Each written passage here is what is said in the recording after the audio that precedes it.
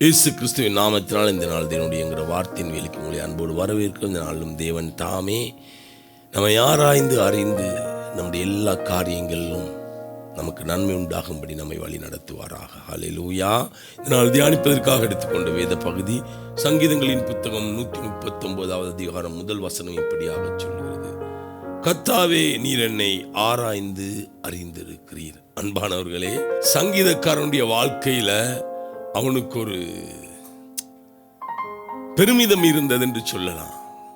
என்ன பெருமிதம் என்று சொன்னா, அவன் பதவியை குறித்தோ, அவன் பட்டத்தை குறித்தோ, அவன் பலத்தை குறித்தோ, அல்லது அவன் ஆஸ்தியை குறித்தோ, அவன் அந்தஸ்தத்தை குறித்தோ, அல்லது அவனுடைய பெருக்கத்தை குறித்தோ, அவன் வளர்ச்சியை குறித்தோ அல்ல.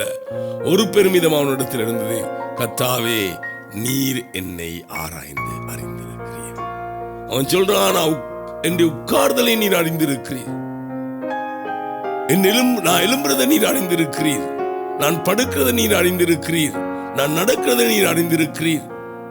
இப்படி எல்லாவற்றையும் ஆண்டவரை நீர் அளந்து அறிந்திருக்கிறீர். இது எனக்கு ஒரு பெரிய ஒரு ஆச்சரியம் மாத்திரமல்ல, இது எனக்கு ஒரு பெரிய ஒரு பெருமிதமாய் இருக்கிறது. இவ்வளவு பெரிய ஒரு ஆண்டவர், இவ்வளவு பெரிய ஒரு நல்லவர், சர்வத்தையும் சிருஷ்டித்தவர், அது என் பட்டத்தை காட்டிலும், என் பதவியை காட்டிலும், என் பணத்தை காட்டிலும், என் எல்லாவற்றை காட்டிலும் ஒன்று என்னை பெருமை கொள்ள வலிக்கிறது என்ன என்று சொன்னா, நல்லவராகிய நீர் என்னுடைய எல்லாவற்றை ஆண்டவரே, நான் உட்காரும் பொழுது நீர் அறிகிறீர், எழும்பும் பொழுது அறிகிறீர், நான் படுக்கும் பொழுது அறிகிறீர், நான் நடக்கும் பொழுது அறிகிறீர். இப்படி என்ற எல்லாவற்றையும் நீர் அறிந்திருக்கிறீர், என் தொழில்களை அறிகிறீர். ஹல்லேலூயா. அன்பானவர்களே, எதுல பெருமை பாராட்டினான்னு பாத்தீங்களா? அதனாலதான் அவன் சொல்லுகிறான், என்னுடைய ஆவி உமக்கு மறைவா எங்க போகும்? இப்படி எல்லாவற்றையும் அறிந்திருக்கிற நீர் என் ஆவியை மாத்திரம் அறியாமல் இருப்பீரா? என் ஆத்துமத்தை நீர் அறியாமல் இருப்பீரா? என் ஆவி உம்மை விட்டு தூரமா போக மறுக்குது. சில வேளைகள்ல பலவீனத்தினால நான் ஏதோ ஒன்று செய்துட்டா கூட திரும்ப எழும்பி என் ஆவி உம்மோடு எப்படி இணைவது என்றுதான் ஆண்டவரை சிந்திக்குது. எப்படி என் ஆவி உம்மோடு இணைய முடியும் என்பதில் தான் எனக்கு என்னுடைய நேரத்தை நான் செலவிடுகிறேன்.